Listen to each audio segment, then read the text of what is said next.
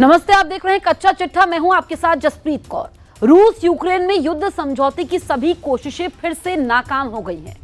President Trump और Putin की शांति वार्ता टल गई है, जिसके बाद रूस ने एटमी युद्ध का अभ्यास शुरू कर दिया है। रूस ने वॉर रिहर्सल का वीडियो जारी किया है, जिसमें एटमी मिसाइल यार से लॉन्च की गई है। साथ ही परमाणु पनडुब्बी से सिनेमा मिसाइल के धमाके किए गए हैं। वॉर ड्रिल में रूस ने एटमी बमवर्षक से बमबारी का अभ्यास दिखाया है। उधर यूक्रेन पर रूस ने मिसाइलों और ड्रोन से हमले तेज कर दिए हैं, जिसके जवाब में ट्रंप ने 32 देशों के साथ रूस जलाने का इशारा कर दिया है।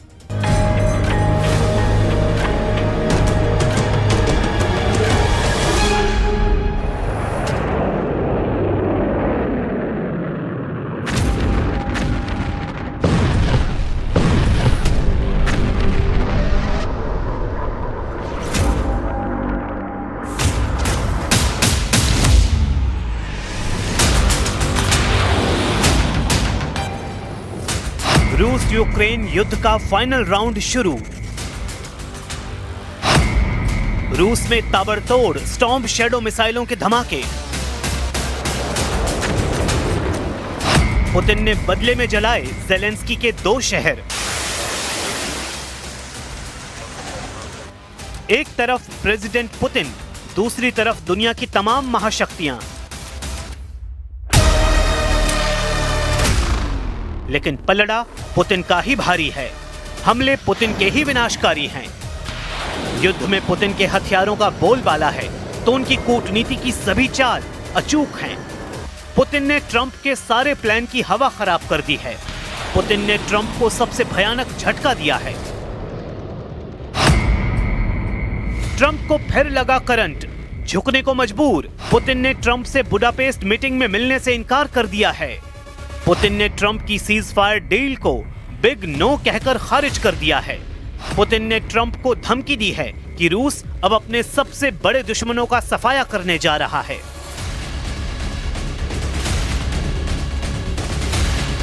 जैसे ही पुतिन ने बेखौफ इरादे जाहिर किए, रूस के तूफानी हमले शुरू हुए।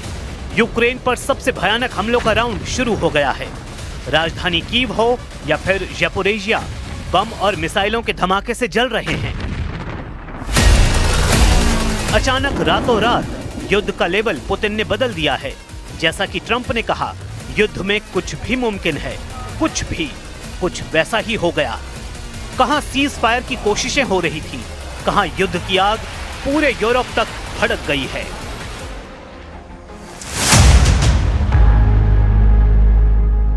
क्योंकि ब्रिटेन के हथियारों से यूक्रेन ने रूस में भीषण हमला किया है। यूक्रेन मिलिट्री ने मंगलवार देर रात स्टॉर्म शैडो मिसाइलों की बौछार रूस में की है। ब्रिटेन से मिली लॉन्ग रेंज मिसाइल के धमाके रूस के ब्रांस्क में हुए हैं, जहां यूक्रेन ने गन पाउडर, एक्सप्लोजिव और रॉकेट फ्यूल बनाने वाले रूस के केमिकल प्लांट को जला दिया है। यूक्रेन फोर्सेस के जनरल स्टाफ ने हमले के बारे में बताया है कि एक कंबाइंड मिसाइल और एयर स्ट्राइक थी, जिसमें एयर लॉन्च स्टॉर्म शैडो मिसाइलें भी शामिल थीं, जिन्होंने रूस के एयर डिफेंस सिस्टम को भेद कर तबाही मचाई है। В то же время просят приостановить боевые действия на 30, а то и на 60 суток. Просят о встрече на высшем уровне. Но как же проводить в этих условиях подобные встречи? О чем говорить? Кто вообще ведет переговоры с теми, кто делает ставку на террор, с террористами? И за что их поощрять, предоставляя передышку в боевых действиях, которая будет использована для накачки режима западным оружием, для продолжения насильственной мобилизации и подготовки других террористических актов, подобных тем, которые были осуществлены в Брянской и Курской областях. स्टॉर्म शैडो के धमाके के बाद रूस भड़क गया है। रूस ने कहा है कि यूक्रेन से भयानक हालात यूरोप के 32 देशों के होने जा रहे हैं। प्रेसिडेंट पुतिन दुश्मनों को कयामत के दिन दिखाने का प्रण ले चुके हैं। यकीन नहीं तो सर्गेई लावरोव का यह बयान सुन लीजिए, जिसमें साफ साफ कहा गया है कि रूस यूक्रेन युद्ध सिर्फ ट्रेलर है। पुतिन का फुल एंड फाइनल युद्ध ऐसी महाशक्तियों से है जिनके पास एटमी हथियार हैं, जिनके पास गठबंधन सेना है, जिनके साथ सुपर पावर अमेरिका है। Сейчас стало звучать из Вашингтона, что надо немедленно остановиться, не надо ничего больше обсуждать, остановиться, а там пускай история рассудит. Ну, понимаете, если просто остановиться, это означает забыть про первопричины этого конфликта, который американская администрация с приходом к власти Дональда Трампа четко понимала и озвучивала это понимание. प्रेसिडेंट पुतिन ने सब कुछ सोच समझकर किया है। उन्होंने ट्रंप के ऑफर को ठुकराने से पहले सिक्योरिटी काउंसिल के परमानेंट मेंबर्स के साथ बैठक की। इससे पहले पुतिन ने हंगरी के प्राइम मिनिस्टर विक्टर ओरबान के साथ फोन कॉल पर बात की थी, जिसके बाद सर्गेई लावरोव और मार्क रूबियो की मीटिंग को टाल दिया गया। मीटिंग जैसे ही टली, पुतिन के अगले दांव का अंदाजा ट्रंप को लग गया था, इसलिए उन्होंने मीटिंग में समय बर्बाद न करने की बात कही है। I don't want to have a wasted meeting. I don't want to have a waste of time. So I'll see what happens. But we did all of these great deals, great peace deals. जिस meeting का डंका Trump ने कई दिनों से पीट रखा था, अब उसे ही वक्त की बर्बादी कहना उनकी बेबसी को बयां कर रहा है। खैर, ट्रंप क्या करेंगे ये किसी को अभी नहीं पता, लेकिन पुतिन के आक्रामक रुख ने यूरोप में खलबली मचा दी है। पोलैंड ने ये तक धमकी दे डाली है कि अगर पुतिन का प्लेन उनके हवाई इलाके में भी दिखा तो उसे मिसाइल धमाके से उड़ा दिया जाएगा। पोलैंड के विदेश मंत्री राडोस्लाव सिकोरस्की ने कहा कि अगर रूसी राष्ट्रपति उनके क्षेत्र में उड़ान भरने की हिम्मत करते हैं तो पोलैंड उनकी सुरक्षा की गारंटी नहीं दे सकता। सिकोरस्की ने पोलिश रेडियो से बातचीत में कहा,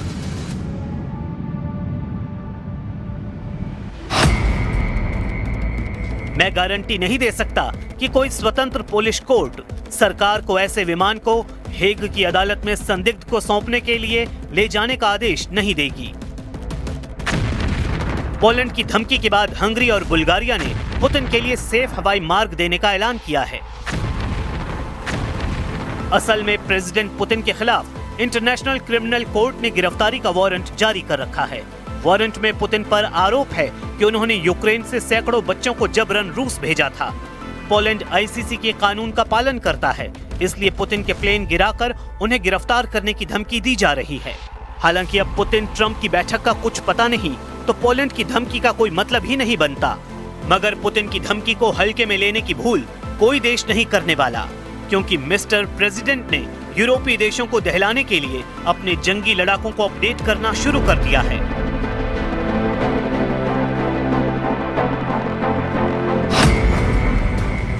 रूस ने पहली बार अपने सुखोई 57 लड़ाकू विमानों के इंटरनल वेपन बे यानी आंतरिक हथियार कक्ष को दिखाने वाले वीडियो रिलीज किए हैं। रूस की एरोस्पेस फोर्स ने 5वीं पीढ़ी के सुखोई 57 के वेपन बे के वीडियो फुटेज जारी किए, जिसमें सुखोई 57 में हथियारों को आंतरिक रूप से डिजाइन किया गया है ताकि इसके रडार क्रॉस सेक्शन को कम करने वाले स्टील्थ प्रोफाइल को सुरक्षित किया जा सके। रूस की अपडेट सुखोई 57 अब अमेरिका के F-22 रैप्टर और F-35 की तुलना में कहीं ज्यादा असरदार साबित हो सकते हैं। रूस का सुखोई 57 लड़ाकू विमान क्रूज मिसाइलों जैसे हथियार ले जा सकता है। इसमें मेन हथियार स्टोर के साथ 2 साइड माउंटेन विंग रूट हवा से हवा में मार करने वाली मिसाइल ले जाते हैं। सुखोई 57 चीन और अमेरिका की 5वीं पीढ़ी के लड़ाकू विमानों की स्टेल्थ पावर की जगह क्रूज मिसाइलों की तैनाती पर ज्यादा तवज्जो दे रहे हैं।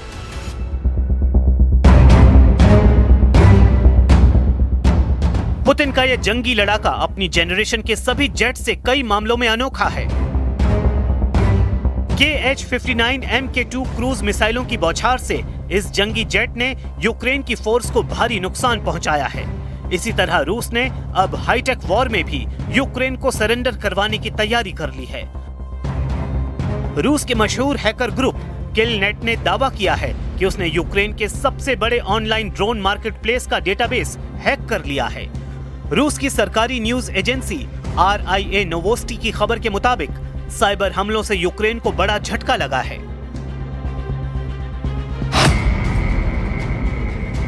असल में रूस के हैकर्स ने 1500 से ज्यादा यूक्रेनी ड्रोन निर्माता कंपनियों के नाम, फोन नंबर और ईमेल एड्रेस चुरा लिए हैं। इसके अलावा यूक्रेन की सैन्य एजेंसियों की जानकारी, जिनमें यूक्रेन की खुफिया एजेंसी और सुरक्षा सेवा जैसी एजेंसियों के ग्राहक रिकॉर्ड भी मिले हैं।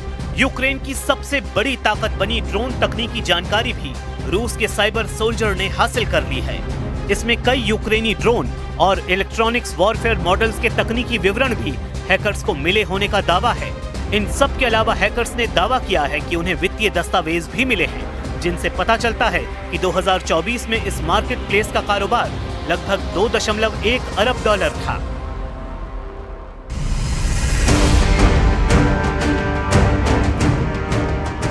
रूस से सभी मोर्चे पर पिट रहे यूक्रेन के राष्ट्रपति ज़ेलेंस्की ने बयान दिया है कि अगर ट्रंप से लंबी दूरी तक मार करने वाले हथियार मिल जाते तो पुतिन काबू में आते।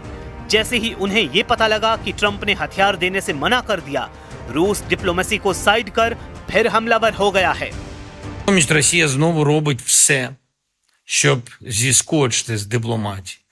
І як тільки питання далекобійності для нас, для України стало трохи далі, то майже автоматично Росія стала вже менш зацікавленою у дипломатії.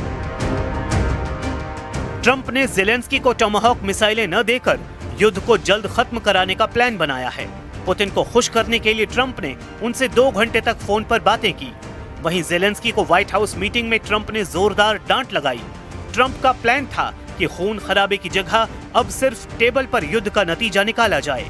ट्रंप की डील थी कि जितनी जमीन रूस ने जीत ली है वो उसे दे दी जाए।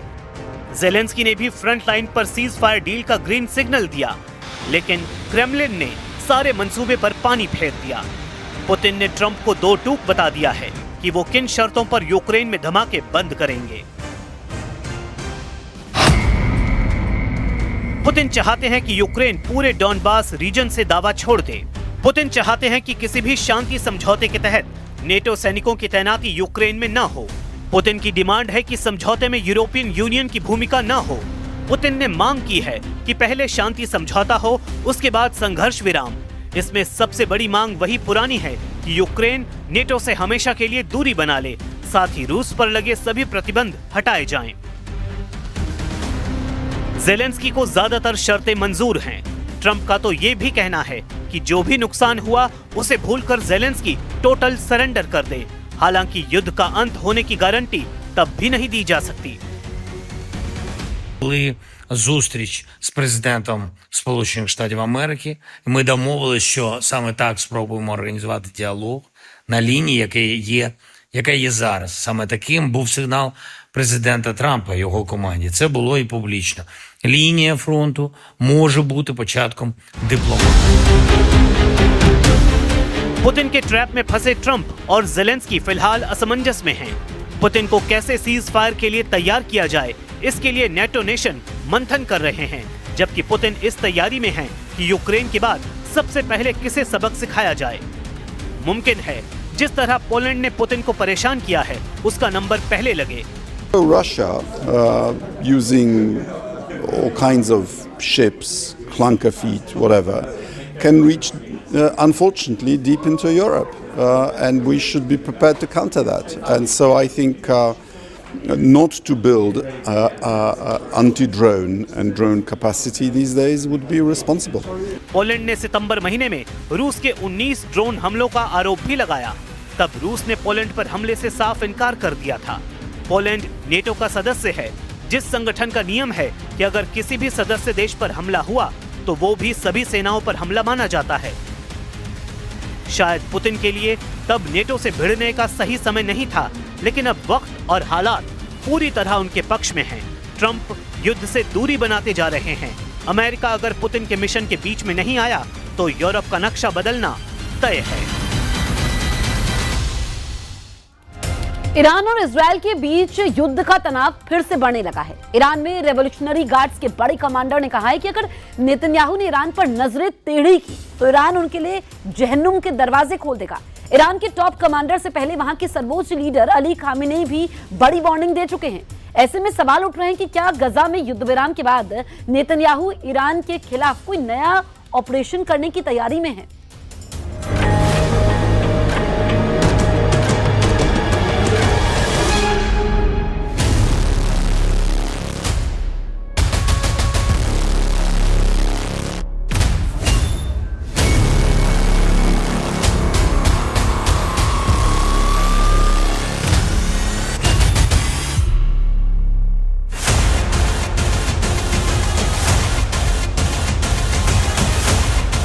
क्या इजराइल पर फिर पटने जा रही है ईरान की मिसाइल?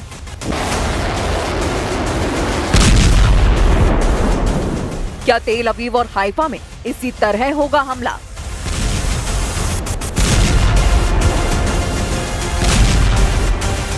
क्या ईरान की मिसाइलों के आगे फिर ढह जाएगा इजराइल का डिफेंस सिस्टम? इजराइल पर ईरान के हमले को लेकर बड़ी चेतावनी जारी हुई है। ईरान में सर्वोच्च नेता अली खामनेई के नए कमांडर रिवॉल्यूशनरी गार्ड्स के नए chief major general Mohammad Pakpour ने ऐसी वार्निंग दी है कि नेतन्याहू और ट्रंप के पैरों तले जमीन खिसक जाएगी। ऐसा दावा ईरान में किया जा रहा है। कमांडर पाकपूर ने कहा है कि अगर इजराइल ने ईरान पर फिर हमला करने की गलती की तो ईरान की सेना इजराइल के लिए जहन्नुम के दरवाजे खोल देगी। मेजर जनरल पाकपूर की वार्निंग बता रही है कि Iran operation true promise hope को अंजाम देने के लिए पूरी तरह से तैयार है। ईरान के इस बहुत ही ताकतवर कमांडर की वार्निंग सर्वोच्च नेता अली खामनेई की चेतावनी के एक दिन बाद आई है।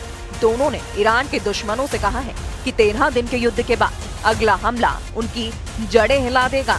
जाहिर है दोनों का इशारा इजराइल और अमेरिका की तरफ है। मेजर जनरल मोहम्मद पाकपूर को मेजर जनरल हुसैन सलामी की मौत के बाद IRGC का कमांडर बनाया गया है। मेजर जनरल हुसैन सलामी की मौत 13 जून को इजराइल के हमले में हुई थी और उसके बाद से पाकपूर IRGC की कमान संभाल रहे हैं।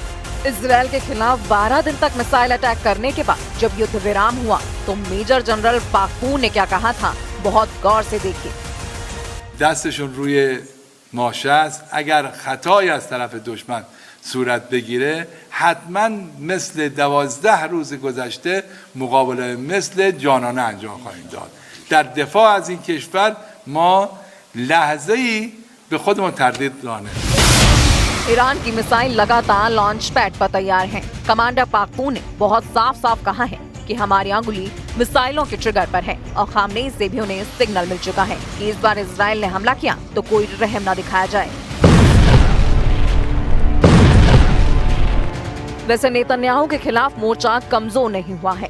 कतर ने गाजा में युद्ध विराम तोड़े जाने को लेकर इजराइल पर निशाना साधा है। गाजा में सीजफायर के ऐलान के बाद भी इजराइल के हमले नहीं रुके हैं और हमास को कई जगह टारगेट करने के नाम पर इजराइल के एयरफोर्स ने कई जगह पर बमबारी भी की है। نؤكد هنا إدانتنا لجميع الانتهاكات والممارسات الإسرائيلية في فلسطين ولا سيما تحويل قطاع غزة إلى منطقة غير صالحة للحياة البشرية ومواصلة خرق وقف إطلاق النار وتوسيع الاستيطان في الضفة الغربية ومساعي تهويد الحرم القدسي الشريف، مؤكدين أيضا على أن قطاع غزة جزءا لا يتجزأ من الأراضي الفلسطينية من الدولة الفلسطينية.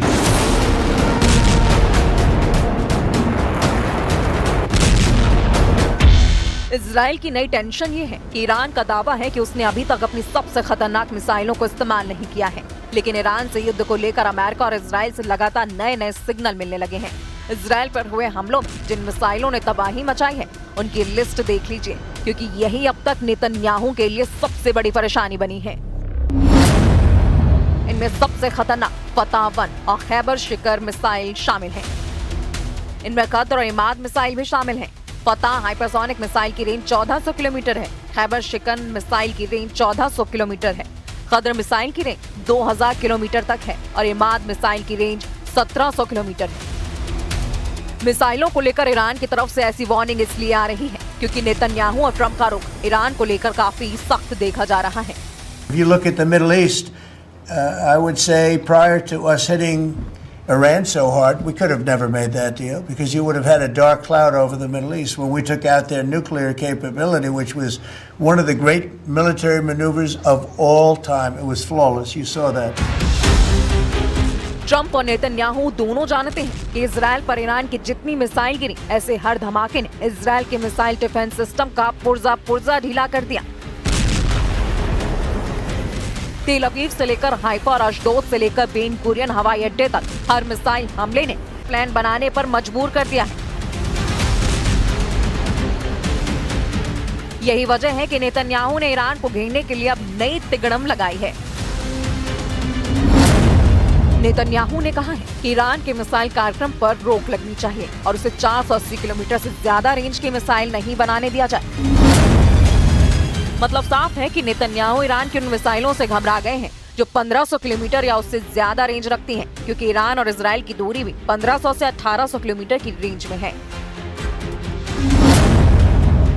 यही वजह है कि नेतन्याहू चाहते हैं कि ईरान के पास 480 किलोमीटर की रेंज वाली मिसाइल हो ताकि वो इजराइल तक ना पहुंच पाए। 13 जून को ईरान पर हमला हुआ था और उसके 12 दिन तक दोनों तरफ से एक दूसरे पर हमले हुए थे। हमले दिन रात हो रहे थे। एक तरफ से फाइटर जेट तो दूसरी तरफ से बैलिस्टिक मिसाइल दागी गई। एक तरफ नेतन्याहू ने कमान संभाली जिसमें अमेरिका से भी पूरी मदद थी, तो दूसरी तरफ ईरान के सर्वोच्च नेता अली खामनेई ने मोर्चा संभाला और तमाम मिलिट्री लीडरशिप खत्म होने के बाद फौरन सेना की कमान नए कमांडरों के हाथों में दी। और फिर 12 दिनों तक ईरान ने बता दिया कि इजराइल की शुरुआती स्ट्राइक के बाद उसकी मिसाइल पावर बरकरार है। نیروهای مسلح و صنایع نظامی ما آماده داشتن، استفاده کردن، به کار بردن، بازم دارن، لازم باشه در وقت دیگر هم ازش استفاده میکنن.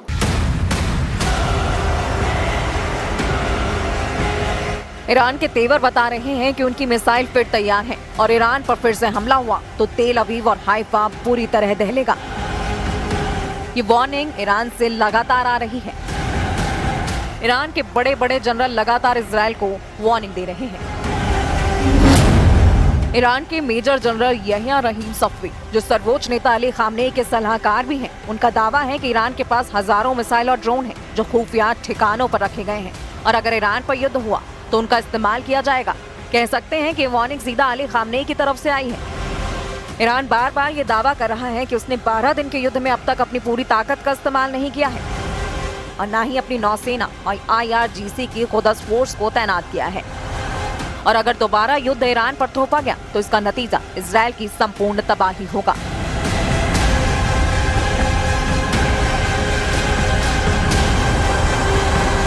तेल अवीव से लेकर हाइफा तक दुनिया ने ईरान के मिसाइल हमलों को देखा। जमीन पर तबाही देखी, बड़ी बड़ी इमारतों को खत्म होते देखा और ये तस्वीरें नेतन्याहू के कमांड सेंटर से लेकर व्हाइट हाउस में भी देखी गईं। इसलिए ट्रंप ने भी कहा है कि ईरान और इजराइल दोनों को इस युद्ध में नुकसान हुआ है और इजराइल ने भी बड़ी चोट खाई है। इससे पहले इजराइल में विपक्ष के सांसद और पूर्व रक्षा मंत्री एविगडोर लिबरमैन कह चुके हैं कि ईरान इजराइल पर बड़ा हमला कर सकता है।